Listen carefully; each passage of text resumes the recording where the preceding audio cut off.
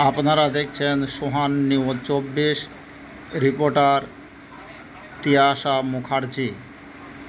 গত অক্টোবর মাসের 2 তারিখে মহালয়ার পূর্ণ লগ্নে বৈচিত্র্য শোভাঘর কফি হাউসে অনুষ্ঠিত হল নৈ ঋতু প্রকাশনের প্রাক শারদীয়া বার্ষিক অনুষ্ঠান, তৃতীয় বর্ষ। উক্ত অনুষ্ঠানে একাধিক বই ও পত্রিকা প্রকাশের সঙ্গে সঙ্গে প্রত্যেক লেখক ও শিল্পীদের সম্মাননা জ্ঞাপন করা হয়। ছিল বিশিষ্ট বাহ্যিক শিল্পীদের কবিতা পাঠও। এই অনুষ্ঠানে বিশেষ অতিথির আসনে উপস্থিত ছিলেন প্রকাশক রূপা মজুমদার, ডক্টর অরূপ কুমার হালদার, সাহিত্যিক অগ্রদীপ আচার্য এবং কবি অমিত পাণ্ডে।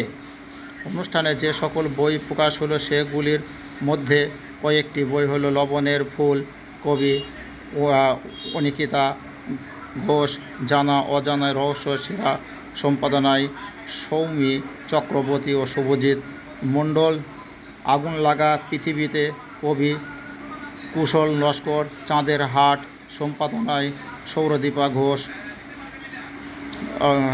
ঘোষ, মনস্তাত্ত্বিক বন্ধন লেখক দেবাশিস দত্ত,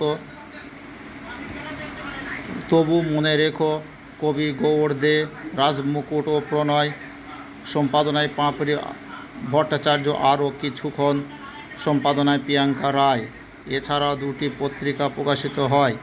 বিজিএস গ্রুপ নিবেদিত পত্রাদি শারদ পত্রিকা সম্পাদনায় শ্বেতানাথ এবং নৈ প্রকাশন নিবেদিত আগ্রজা শারদ সংখ্যা 3য় বর্ষ সম্পাদনায় তিয়াশা মুখার্জি। আগামী দিনে আরও এক ঝাঁক নতুন প্রতিভাকে সামনে নিয়ে আসবেন বলে জানিয়েছেন প্রকাশনের কর্ণধার উপদেষ্টা মণ্ডলীর সদস্যরা।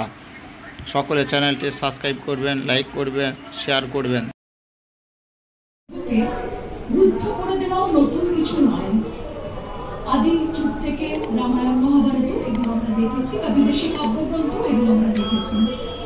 কিন্তু এটা শুধু একটা প্রতিবাদী কণ্ঠকে রুদ্ধ করে দেওয়া নয়, এটা একটা পুরো সিস্টেমের দুরাচার, অনাচার, অত্যাচার সাধারণ মানুষের উপর।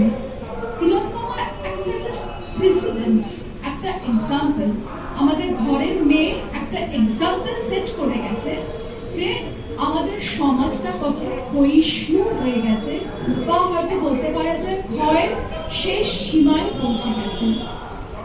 সেই সীমা থেকে যেমন খাদের কিনারায় পৌঁছে গেলে মানুষ যেভাবে হোক নিজেকে বাঁচাতে উদ্যত হয়, আমরা আজকে ডাক্তারবাবুর কথা অনুযায়ী ওনাদের যে আন্দোলন, সেই আন্দোলনটাকে নিজেদের মধ্যে গ্রহণ করে গণ আন্দোলনের রূপ দিয়েছি।